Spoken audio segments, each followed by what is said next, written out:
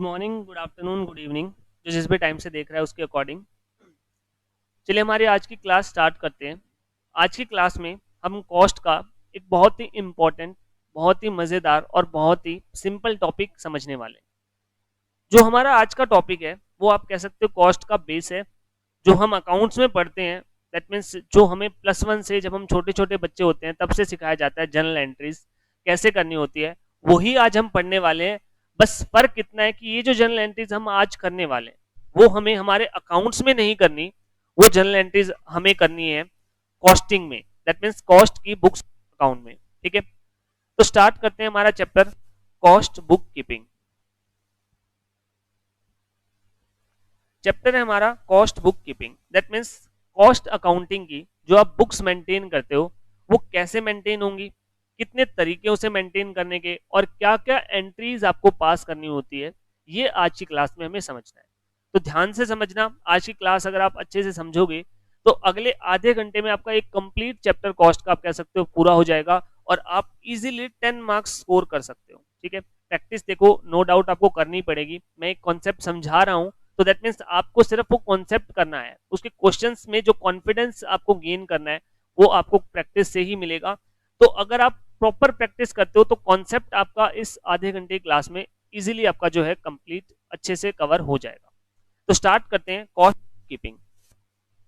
सबसे पहले हमारे पास जो कॉस्ट बुक कीपिंग होती है, यानी कि कॉस्ट अकाउंटिंग की जो आप बुक्स मेंटेन करते हो, उसे मेंटेन करने के हमारे पास दो तरीके हो सकते हैं, दो सिस्टम्स हो सकते हैं, दो मेथोडोलॉजी है। आप कॉस्ट बुक्स अकाउंट मेंटेन करना चाहते हो तो आप दो वेज में मेंटेन कर सकते हो। Number first is integrated and number second is non integrated system. दो सिस्टम्स हैं और वो दो सिस्टम्स क्या हैं उसे समझते हैं। देखिए, मेरे पास फाइनेंशियल बुक्स होती है जो फाइनेंशियल अकाउंटिंग करती है, और मेरे पास कॉस्ट बुक्स होती है जो कॉस्ट अकाउंटिंग करती है। एक बात बताइए, मेरे लिए सबसे इंपॉर्टेंट कौन सी है? सबसे इंपॉर्टेंट मेरे लिए कौन सी है? क्या मेरे लिए फाइनेंशियल बुक्स इंपॉर्टेंट है या कॉस्ट बुक? सभी का आंसर सही होना चाहिए अगर वो कह रहे हैं फाइनेंशियल बुक्स। अगर आपका आंसर फाइनेंशियल बुक्स है दैट मीन्स आप सही आंसर दे रहे हो। सबसे इंपॉर्टेंट जो है फाइनेंशियल बुक्स है। इंपॉर्टेंट कॉस्ट बुक्स भी है लेकिन फाइनेंशियल बुक्स से इंपॉर्टेंट नहीं, बिकॉज फाइनेंशियल बुक्स आपको मैंडेटरीली मेंटेन करनी होती है as per law, as per companies act. तो आपको वो मैंडेटरीली मेंटेन करनी है। कॉस्ट बुक एक्सेप्शनल केसेस छोड़ दो, सेक्शन 148 वाले अगर केसेस छोड़ दूं कॉस्ट ऑडिट वाले, तो अदरवाइज आपको बुक्स ऑफ अकाउंट कॉस्टिंग की मेंटेन करनी कोई जरूरी नहीं है। ठीक है, तो फाइनेंशियल बुक्स तो आपको मेंटेन करनी ही करनी पड़ेगी। ठीक है, books of account financial purpose वाली आपको मेंटेन करनी ही होती है। जो आपके डिफरेंट स्टेक होल्डर्स होते हैं, आपके शेयर होल्डर्स हो चाहे लेंडर्स हो, उनको इंटरेस्ट भी इसमें ज्यादा होता है।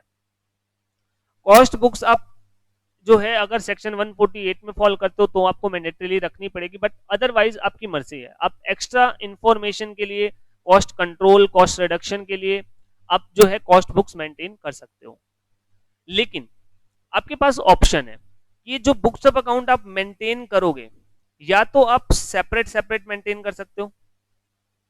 सेपरेट मेंटेन करने का मतलब है कॉस्ट अकाउंटिंग अलग, फाइनेंशियल अकाउंटिंग अलग, या आप उन्हें मर्ज करके इंटीग्रेट करके भी रख सकते हो एक साथ, कंबाइंड।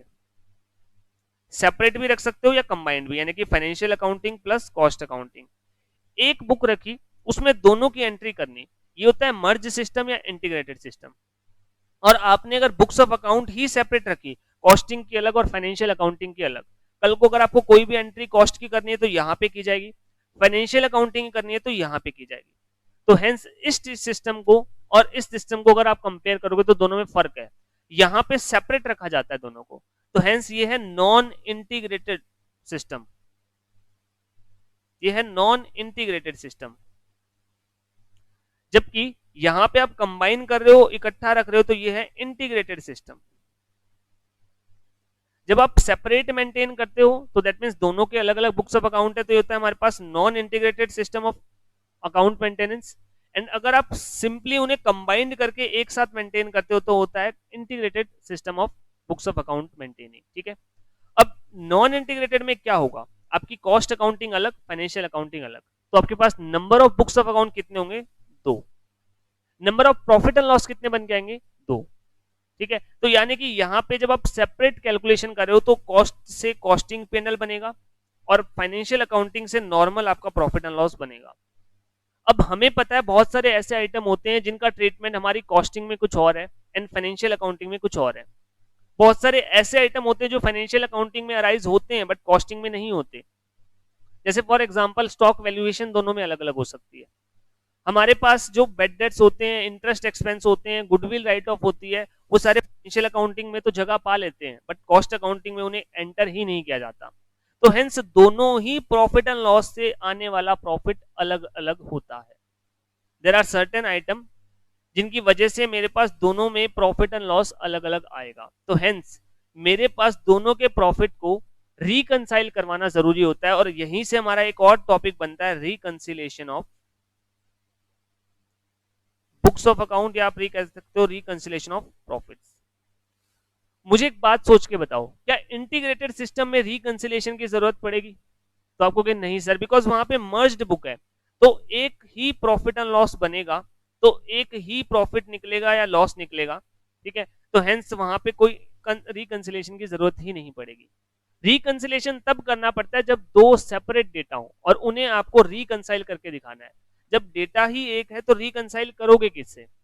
तो ऑब्वियस सी बात है, हमारा जो रिकंसिलेशन वाला टॉपिक है वो तभी बनेगा जब आप कौन सा सिस्टम फॉलो कर रहे हो, non integrated system of books of account.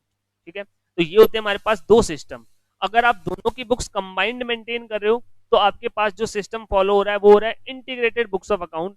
एक प्रॉफिट एंड लॉस बनेगा, एक सेट ऑफ बुक्स है, हेंस आपको रिकंसिलेशन की कोई रिक्वायरमेंट नहीं है। ऑन द अदर हैंड, अगर आप separate set of books of account maintain कर रहे हो तो दो बुक्स ऑफ अकाउंट होंगे, दो ही प्रॉफिट एंड लॉस बनेंगे, तो हेंस दोनों को रिकंसाइल करने की भी रिक्वायरमेंट अराइज होगी। तो ये होता है हमारे पास system of books of account maintenance, either integrated और नॉन इंटीग्रेटेड। ठीक है, नेक्स्ट पॉइंट डिस्कस करते हैं। अगेन एक इंपॉर्टेंट पॉइंट है। नेक्स्ट जो हमारा पॉइंट है वो है what is cost ledger control, या जिसे हम जनरल लेजर एडजस्टमेंट अकाउंट भी कहते हैं। हमारा कॉस्ट लेजर कंट्रोल अकाउंट क्या होता है, ये जनरल लेजर एडजस्टमेंट अकाउंट क्या होता है? देखिए, अगर मैं बात करूं नॉन इंटीग्रेटेड अकाउंटिंग सिस्टम की, तो मेरे पास कितने सेट ऑफ बुक्स है? आपको के सर सिंस हमने दोनों को अलग अलग रखा है, कॉस्ट अकाउंटिंग अलग है, फाइनेंशियल अकाउंटिंग अलग है, तो दो सेट ऑफ बुक्स है, टू सेट ऑफ बुक्स है, दो सेट है बुक्स के।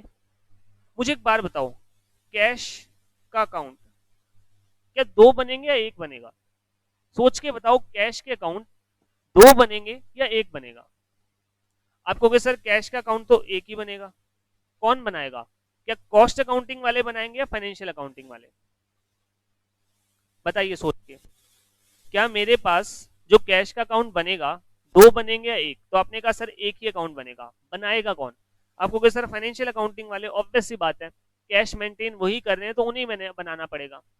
सिमिलर वे में डेटर्स के अकाउंट, क्रेडिटर्स के अकाउंट, ये सारे भी सिंगल सिंगल बनेंगे और कौन बनाएगा? Financial account. फिक्स्ड एसेट्स का अकाउंट, ये भी फाइनेंशियल अकाउंटिंग वाले बनाएंगे। शेयर कैपिटल, जनरल रिजर्व, ये भी फाइनेंशियल अकाउंटिंग वाले बनाएंगे। इन्वेस्टमेंट्स का अकाउंट, ये भी कौन बनाएगा? फाइनेंशियल अकाउंटिंग वाले बनाएंगे।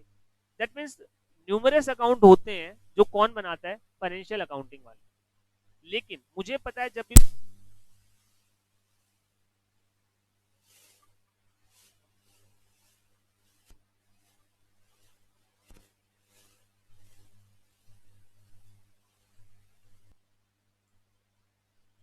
तो जब भी मेरे पास जर्नल एंट्री पास होगी तो मेरे पास हमेशा दो साइड्स होती है, जिसे एक को डेबिट करना होता है, एक को क्रेडिट। फॉर एग्जांपल मैं मटेरियल परचेज करता हूं तो एंट्री करूंगा material account debit to creditor या फिर कैश। सिमिलर वे में मैं अगर डेप्रिसिएशन चार्ज करूंगा तो एंट्री होगी depreciation account debit to fixed assets. ठीक है, दैट मींस हर एक केस में मेरे पास दो साइड्स होंगी, एक होगी डेबिट, एक होगी क्रेडिट। ये हमने +1 में पढ़ा है। तो अब जब जब मेरे पास एक साइड ये अकाउंट्स आएंगे, कॉस्ट अकाउंटिंग में अगर मैं बात करूं, जब जब मेरे पास डेबिट में या क्रेडिट में cash account, debtor creditor account, fixed assets का, शेयर कैपिटल का ये अकाउंट्स आने हो, फॉर एग्जांपल मटेरियल परचेज किया तो एंट्री बनेगी material account debit to cash, but cash account हमारे पास है नहीं कॉस्ट अकाउंट में, वो तो फाइनेंशियल अकाउंटिंग वाले के पास है।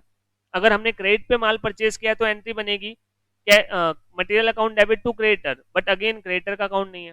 डेप्रिसिएशन चार्ज करेंगे तो depreciation to fixed asset, again fixed asset का अकाउंट हमारे पास नहीं है। तो ऐसे केसेस में कॉस्ट अकाउंटिंग में हमारे पास सेकंड एंट्री को एक एंट्री को कंप्लीट करने के लिए सेकंड साइड नहीं होती बहुत सारे केसेस में। तो ऐसे केसेस में इन सभी का एक रिप्रेजेंटेटिव यूज किया जाता है। हमारी जनरल एंट्रीज को पूरा कर दे तो ऐसे अकाउंट्स जो सिर्फ फाइनेंशियल अकाउंटिंग में मेंटेन होते हैं उन सबका एक रिप्रेजेंटेटिव हमें कॉस्ट अकाउंटिंग में यूज करना होता है, जो होता है हमारा कॉस्ट लेजर कंट्रोल अकाउंट। ये होता है हमारा कॉस्ट लेजर कंट्रोल अकाउंट या फिर जनरल लेजर एडजस्टमेंट अकाउंट भी जिसे हम कहते हैं, CLA, ठीक है, CLC जिसे हम कहते हैं, या GLAA भी हम जिसे कहते हैं, जनरल लेजर एडजस्टमेंट अकाउंट। ठीक है, तो आपके पास अगर इन शॉर्ट सिंपल लैंग्वेज में आपसे कोई पूछे कि कॉस्ट लेजर कंट्रोल अकाउंट क्या होता है, तो मैं कहूंगा एक रिप्रेजेंटेटिव अकाउंट है। किसका रिप्रेजेंटेटिव? ऐसे अकाउंट्स जिनकी सिंगल कॉपी मेंटेन होगी और जो सिर्फ फाइनेंशियल अकाउंटिंग में होती है, तो उन सबका रिप्रेजेंटेटिव कॉस्ट अकाउंटिंग में भी एक चाहिए। तो वो जो होता है वो होता है कॉस्ट लेजर कंट्रोल अकाउंट। क्यों बनाना पड़ता है? बिकॉज जनरल एंट्रीज पास करनी है, तो सेकंड साइड हमारे पास है नहीं, तो हम एक representative account cost ledger control account को यूज करते हैं। ठीक है, तो बेसिकली ये होता है हमारा कॉस्ट लेजर कंट्रोल अकाउंट। अब मेरा आपसे क्वेश्चन है, क्या इंटीग्रेटेड बुक्स ऑफ अकाउंट में भी मुझे ये बनाना पड़ेगा? अगर मेरी बुक्स ऑफ अकाउंट इंटीग्रेटेड है तो क्या आपको मेरी बुक्स में कॉस्ट लेजर कंट्रोल अकाउंट मिलेगा? The answer is no. कैसे मिलेगा? वहां पे इंटीग्रेटेड है, और इंटीग्रेटेड है तो मेरे पास cash account, depreciation, debenture, creditors, debtor सब कुछ है, तो मेरे पास अलग से कोई रिप्रेजेंटेटिव की जरूरत ही नहीं पड़ेगी। ये सिंपली हमें कब जरूरत पड़ती है? जब आप क्या मेंटेन करो? नॉन इंटीग्रेटेड सिस्टम मेंटेन कर रहे हो। ठीक है, तो ये होता है हमारा कॉस्ट लेजर कंट्रोल अकाउंट। तो अभी तक हमने क्या डिस्कस किया? अभी तक मैंने आपको बताया कि हमारे पास दो मेथड्स हैं बुक्स ऑफ अकाउंट मेंटेन करने के।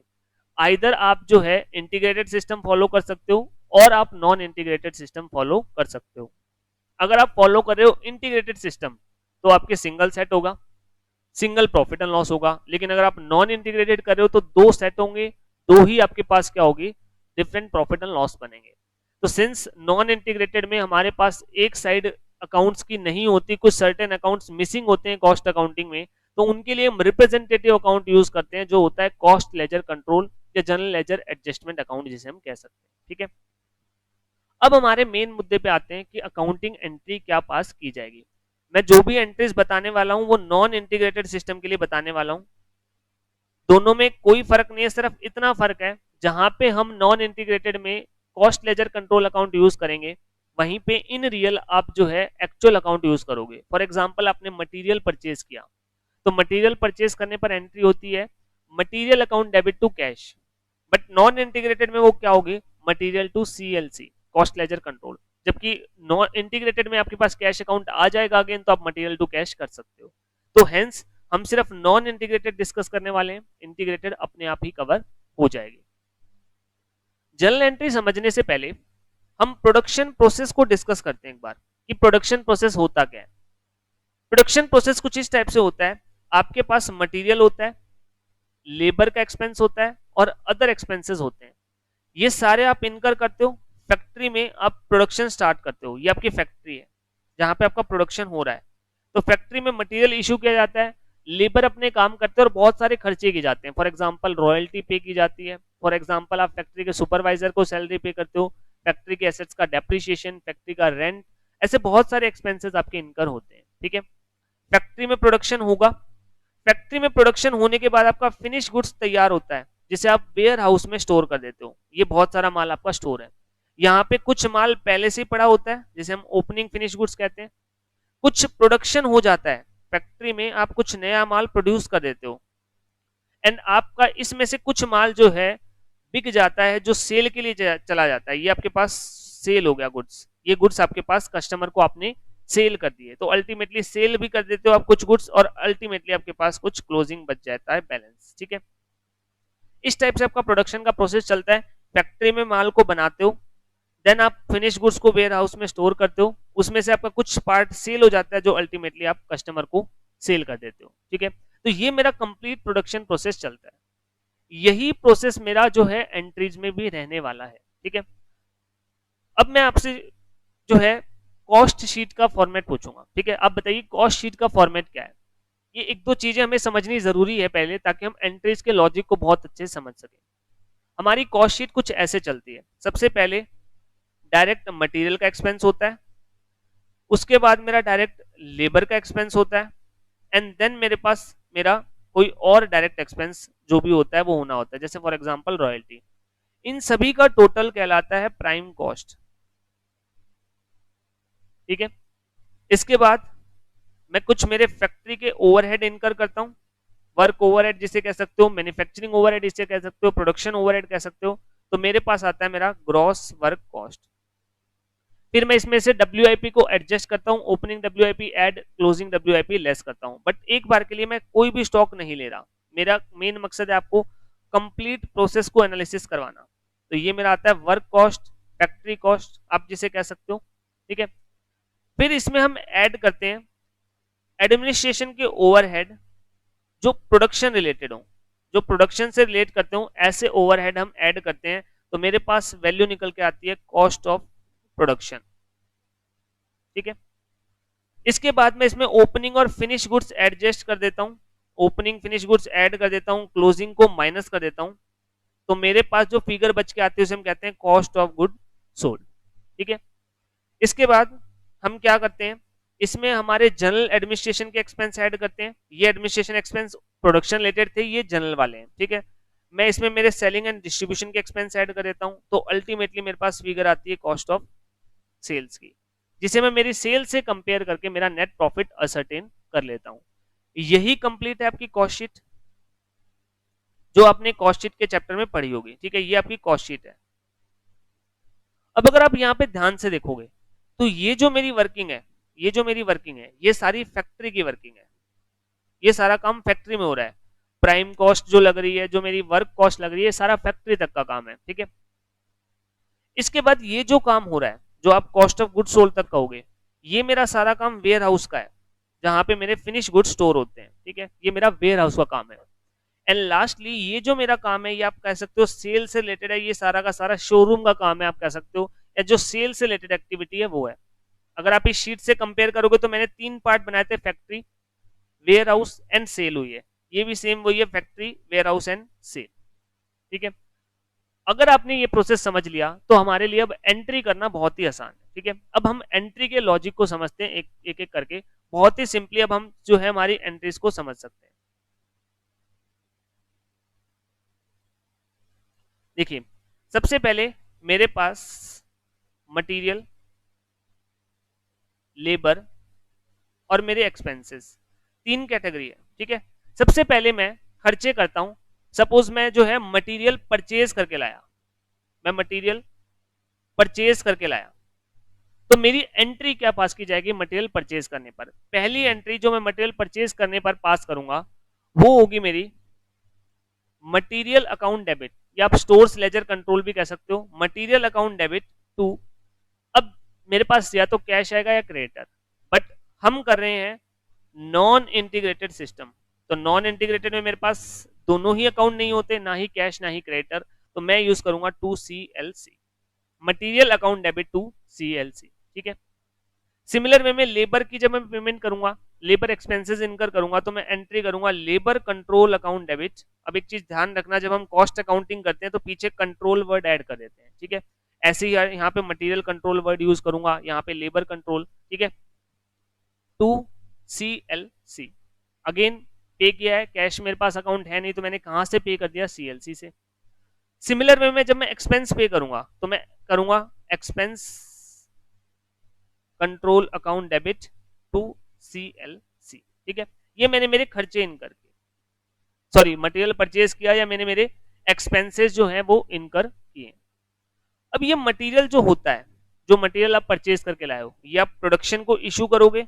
MRN जो है जिसके अगेंस्ट में आप मटेरियल रिक्विजिशन नोट के अगेंस्ट आप प्रोडक्शन में इशू कर देते हो। प्रोडक्शन का जो भी काम है वो सारा फैक्ट्री में हो रहा है, और फैक्ट्री का रिप्रेजेंटेटिव जो हम अकाउंट यूज करते हैं उसे हम कहते हैं WIP ledger control account, work in progress laser control account. ये चीज ध्यान रखना है, ये फैक्ट्री का रिप्रेजेंटेटिव है।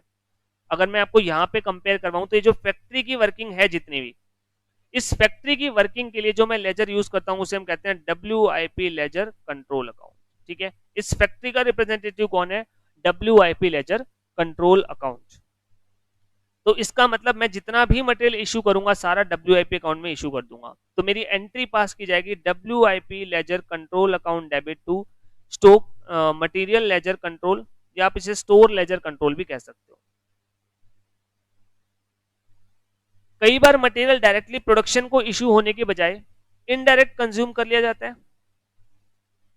जब हम मटेरियल को इनडायरेक्टली कंज्यूम करते हैं तो वो बेसिकली डायरेक्टली प्रोडक्शन पे चार्ज नहीं किया जाता, वो सेपरेटली एक्यूमुलेट किया जाता है ओवरहेड अकाउंट में। अब आप फैक्ट्री के ओवरहेड की बात करो तो उसे हम कहते हैं प्रोडक्शन ओवरहेड। तो अगर आपने मटेरियल कंज्यूम किया है बट डायरेक्टली नहीं किया तो दैट मीन्स डायरेक्ट होता तो प्राइम कॉस्ट का पार्ट होता, लेकिन अगर वो इनडायरेक्ट किया जाता है तो फैक्ट्री ओवरहेड या प्रोडक्शन ओवरहेड में जाता है। तो हेंस हम यहाँ पे एंट्री पास करते हैं production overhead account debit to material ledger control account. ठीक है, तो इस टाइप से हम एंट्री पास करते हैं अगर आपने इनडायरेक्टली मटेरियल को यूज किया। सिमिलर वे में लेबर में भी यही केस हो सकता है। लेबर अगर डायरेक्ट यूज हो रही है तो एंट्री क्या पास की जाएगी? WIP ledger control account. ठीक है, टू वेजेस कंट्रोल। आपने पहले वेजेस पे की एंड देन आप उसे ट्रांसफर कर रहे हो, जो डायरेक्ट वाली है वो डायरेक्टली प्रोडक्शन पर चार्ज हो जाती है, एंड जो इनडायरेक्ट है अगेन जो मेरी डायरेक्ट लेबर है वो तो मेरी प्राइम कॉस्ट बन जाती है, एंड जो मेरी इनडायरेक्ट है वो फैक्ट्री ओवरहेड में छिपी होती है। ठीक है, तो हेंस मेरी जो इनडायरेक्ट वेजेस है, इनडायरेक्ट लेबर चार्जेस है, उसके लिए मैं एंट्री करूंगा again production overhead account debit to wages control. मैंने मेरे इनडायरेक्ट एक्सपेंसेस लेबर से रिलेटेड कहां पे ट्रांसफर कर दिए? ओवरहेड अकाउंट में। सेम प्रोसेस एक्सपेंसेस के लिए भी क्या आता है? जो एक्सपेंस डायरेक्ट नेचर के हैं उन्हें डायरेक्टली, जो एक्सपेंस मेरे डायरेक्ट नेचर के उन्हें डायरेक्टली WIP में चार्ज कर दिया जाएगा। तो एंट्री क्या होगी? WIP ledger control account debit to expense control account. ये कौन से एक्सपेंस है? जो डायरेक्ट है। तो अगर आप ध्यान से देखोगे तो मैं कर क्या रहा हूं? मैं प्रोडक्शन पर डायरेक्ट एक्सपेंस चार्ज कर रहा हूं, direct material, direct labour and direct expense. तो इन तीनों का जोड़ सोच के बताओ क्या होगा? ऑब्वियस सी बात है सर, ये तीनों का जोड़ प्राइम कॉस्ट होगा। जो मेरे ओवरहेड्स, जो मेरे एक्सपेंसेस इनडायरेक्टली इनकर किए जा रहे हैं, जो मेरे एक्सपेंसेस इनडायरेक्टली इनकर किए जा रहे हैं वो मैं कहां पे ट्रांसफर कर दूंगा? अगेन मैं उसे मेरे प्रोडक्शन ओवरहेड में ट्रांसफर कर दूंगा। तो एंट्री होगी production overhead account debit to expense control. Basically ये एंट्री में पास नहीं करनी पड़ती बिकॉज हम सिंपली पहली एंट्री जो पास करते हैं इसकी जगह सीधी हम ये एंट्री पास कर देते हैं एक्सपेंस पे करने की, प्रोडक्शन ओवरहेड टू CLC। हम डायरेक्टली ये एंट्री पास कर देते हैं। ठीक है, ये एंट्री यूज नहीं की जाती, डायरेक्टली हम ये एंट्री यूज कर देते हैं। बट मैंने आपको समझाने के लिए लॉजिक ये दिखाया है कि मेरे जो भी इनडायरेक्ट मटेरियल था, इनडायरेक्ट लेबर थी और जो भी इनडायरेक्ट एक्सपेंस थे, मैंने वो सारे ट्रांसफर कर दिए प्रोडक्शन ओवरहेड अकाउंट में। अब मेरे पास बहुत सारे ओवरहेड आ गए प्रोडक्शन ओवरहेड के नाम पर जो मैंने इनकर किए।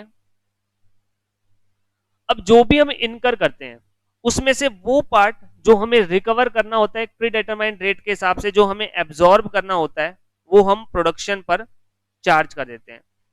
जैसे हमने यहां पे भी किया है, मेरे जो ओवरहेड जो मैंने प्रोडक्शन पर चार्ज करने हैं वो मैंने मेरी कॉस्ट में ऐड कर दिया, फैक्ट्री कॉस्ट निकालने से पहले, वर्क कॉस्ट निकालने से पहले, यानी कि फैक्ट्री के अंदर। तो अगेन यहां पे भी यही होगा, ये जो प्रोडक्शन ओवरहेड जो आप इनकर कर रहे थे उसमें से जितने आपको रिकवर करने हैं वो आप कहां पे डाल दोगे? WIP अकाउंट में। तो WIP account debit, WIP ledger control account debit to production overhead. अब यहां पे ऐसा भी केस बन सकता है कि आपने इनकर किए हो 100 रुपए बट आप रिकवर करो 90 रुपए, जो कि शो करता है कि आपने 100 में से सिर्फ 90 की रिकवरी की है, दैट मींस आपने किया है अंडर रिकवरी। और ऐसा भी केस बन सकता है कि 100 आप जो है इनकर करके 110 रिकवर कर लो, दैट मींस आपके पास ओवर रिकवरी भी आ सकती है। ठीक है, सिंपली अगर अंडर रिकवरी ओवर रिकवरी है तो उसे हम कॉस्टिंग पैनल में ट्रांसफर कर सकते हैं। ठीक है, तो ये हमारे पास नेक्स्ट पॉइंट। अब देखो मैंने पहले प्राइम कॉस्ट डाली, देन मैंने मेरी जो है फैक्ट्री ओवरहेड भी चार्ज कर दिए प्रोडक्शन पर। तो अल्टीमेटली जो मेरे पास फिगर निकल के आएगा, डब्ल्यूआईपी को मैंने 4 चीजों से डेबिट किया, direct material, direct labour, direct expense and factory overhead. तो मेरे पास जो कॉस्ट निकल के आएगी वो होती है मेरी वर्क कॉस्ट। यही चीज मेरी यहाँ पे कॉस्ट शीट में निकल रही है, वर्क कॉस्ट, ठीक है, चारों के टोटल से। इसे मैं ट्रांसफर कर देता हूं मेरे वेयर हाउस में, वेयर हाउस में जहां पे फिनिश गुड्स रखे जाते हैं वहां पे मैं ट्रांसफर कर देता हूं, ठीक है। अब वेयर हाउस का जो रिप्रेजेंटेटिव होता है, जैसे फैक्ट्री का रिप्रेजेंटेटिव क्या था, डब्ल्यूआईपी अकाउंट, सिमिलर में वेयर हाउस का जो रिप्रेजेंटेटिव होता है वो है finish goods account, finish goods ledger control account. तो अब मेरे पास जो भी प्रोडक्शन हुआ है डब्ल्यूआईपी अकाउंट से, वो सारा का सारा फिनिश गुड्स अकाउंट में ट्रांसफर कर दिया जाएगा। तो अब मेरे पास ये जो प्रोडक्शन हो रहा था फैक्ट्री में, जितना भी जो भी फैक्ट्री में प्रोडक्शन हुआ है, ये सारा का सारा ट्रांसफर कर दिया जाएगा फिनिश गुड्स अकाउंट में, जिसके लिए एंट्री पास की जाएगी finish goods ledger control account debit to WIP ledger control. यानी कि मैंने मेरी जितना भी प्रोडक्शन हुआ है वो सारा का सारा कहां पे ट्रांसफर कर दिया, फिनिश गुड्स अकाउंट में। अब फिनिश गुड्स अकाउंट में जाने के बाद उसके ऊपर एडमिनिस्ट्रेशन के एक्सपेंस किए जा सकते हैं, ओवरहेड जो प्रोडक्शन रिलेटेड हो, और हमारे पास कुछ ओपनिंग और क्लोजिंग स्टॉक भी हो सकता है फिनिश गुड्स का, ठीक है। तो अब मान लीजिए मैंने एडमिनिस्ट्रेशन एक्सपेंस इनकर किए प्रोडक्शन रिलेटेड, तो सबसे पहले मैं पे करूंगा, तो एक्सपेंसेस अकाउंट डेबिट, यानी कि administration overhead production related account debit to CLC, payment की मैंने मेरे जो भी खर्चे हुए, एंड अल्टीमेटली ये खर्चा कहां पे ट्रांसफर कर दिया जाएगा, फिनिश गुड्स अकाउंट में। तो एंट्री होगी finish goods ledger control account debit to administration overhead production related, और अल्टीमेटली मैंने मेरे प्रोडक्शन रिलेटेड जो कॉस्ट है, जो एडमिनिस्ट्रेशन के एक्सपेंस है, वो भी चार्ज कर दिए मेरे गुड्स पे। तो जो मेरे पास फिगर निकल के आएगा वो आएगा मेरे पास कॉस्ट ऑफ गुड्स प्रोड्यूस्ड, कितने रुपए का माल जो है मैंने बनाया। ये मेरा कहां से निकल के आ रहा है, ये जो मेरा सारा फिगर निकल के आ रहा है वो निकल के आ रहा है सारा मेरे फिनिश गुड्स अकाउंट से। अब यहां से जब मेरी कॉस्ट निकल रही है, ठीक है, जो भी मेरी कॉस्ट निकल के आई फाइनल, वो फिनिश गुड्स की कॉस्ट निकल आई। मे बी अगर आप फिनिश गुड्स का अकाउंट देखो, लेजर देखो, तो मेरे पास कुछ ओपनिंग फिनिश गुड्स पहले से पड़े होंगे वेयर हाउस में, कुछ नए प्रोड्यूस हो गए डब्ल्यूआईपी में जो बने थे, मैंने एडमिनिस्ट्रेशन का ओवरहेड चार्ज कर दिया, ठीक है, जो मेरे प्रोडक्शन रिलेटेड था, और कुछ बैलेंसिंग फिगर होगा। तो ऑटोमेटिकली जो फिगर बचेगा, कुछ माल पहले से पड़ा था, कुछ बनाया गया, और कुछ आखिरी में बचता रह गया। जो डिफरेंसिंग फिगर होता है वो हमारा होता है कितने रुपए का माल हमने बेच दिया, जो कहां पे चला जाता है, सिंपली कॉस्ट ऑफ सेल, ठीक है। जैसे यहाँ पे देखिए कॉस्ट शीट को अगर आप देखोगे तो मेरे जो भी माल बना कॉस्ट ऑफ गुड्स सोल्ड निकल गया, वो मैंने भेज दिया सेल वाले पोर्शन में कॉस्ट ऑफ सेल निकालने के लिए, ठीक है। तो अब मेरे पास थर्ड पार्ट आया सेल वाला पार्ट। जो सेल वाला होता है उसके लिए हम रिप्रेजेंटेटिव अकाउंट यूज करते हैं, कॉस्ट ऑफ सेल अकाउंट। इसका मतलब जो फैक्ट्री के डब्ल्यूआईपी से बना वो मेरा फिनिश गुड्स में चला गया, फिनिश गुड्स में जो जो माल बिक गया वो मेरा कॉस्ट ऑफ सेल अकाउंट में चला जाएगा, ठीक है। तो अब हमारे पास जो फिनिश गुड्स होता है वो ट्रांसफर कर दिया जाता है कॉस्ट ऑफ सेल अकाउंट में। तो एंट्री होती है cost of sale account debit to finish goods ledger control. Ultimately जितने रुपए का माल बिका वो मैंने मेरा जो है कॉस्ट ऑफ सेल अकाउंट में ट्रांसफर कर दिया।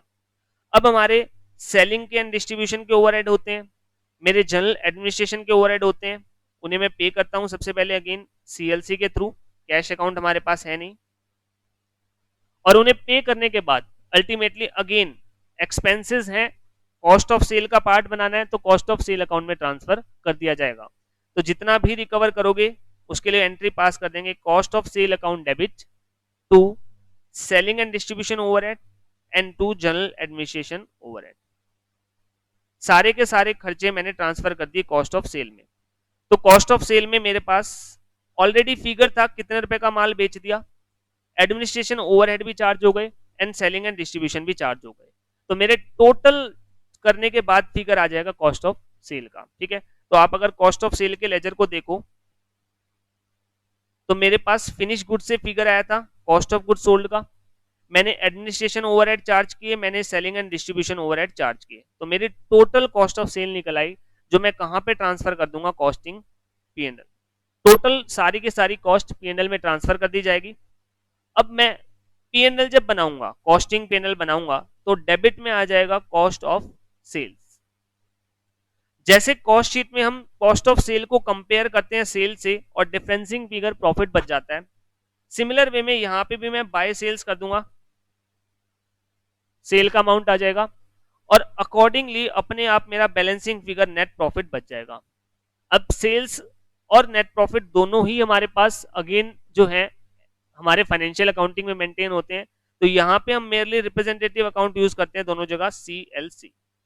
बट इन सब्सटेंस आप सेल्स को कंपेयर कर रहे हो कॉस्ट से, तो ऑटोमेटिकली नेट प्रॉफिट बच जाता है, ठीक है। तो ये हमारा प्रोसेस चलता है अल्टीमेटली अकाउंटिंग का non integrated books of account में, जहां पे हम सीक्वेंशियली वही काम करते हैं जो कॉस्ट बुक कीपिंग में हमने कॉस्ट शीट बनाते वक्त किया था, बट फर्क इतना है यहाँ पे हम जनरल एंट्रीज पास कर रहे हैं और वहां पे हम स्टेटमेंट बना रहे थे। तो यहाँ पे जनरल एंट्रीज से हम लेजर बनाते हैं, वहां पे हमने सिंपली स्टेटमेंट बनाई, काम वही है, तरीका वही है, ठीक है। 3 पार्ट्स बनते हैं हमारे पास, फैक्ट्री का पार्ट जिसे हम कहते हैं WIP लेजर कंट्रोल, फैक्ट्री से जो भी बनता है वो वेयर हाउस में जाता है, तो hence finish goods ledger control. Finish goods में से कुछ माल बिक जाता है, कुछ पड़ा रहता है, तो जो माल बिक जाता है उसके लिए जाता है हमारे पास कॉस्ट ऑफ सेल अकाउंट, और अल्टीमेटली जो भी हमारा फिगर आता है वो चला जाता है कॉस्टिंग पीएनएल में। तो ये होता है हमारे पास complete process cost book keeping का, कैसे हम नॉन इंटीग्रेटेड सिस्टम में हमारी बुक्स ऑफ अकाउंट मेंटेन करते हैं, ठीक है। अब इंटीग्रेटेड में कोई एज सच डिफरेंस है नहीं, जहां जहां पे मैंने सीएलसी यूज किया है वहां पे आप एक्चुअल अकाउंट यूज कर लोगे तो आपके इंटीग्रेटेड बुक्स ऑफ अकाउंट भी मेंटेन हो जाएंगे।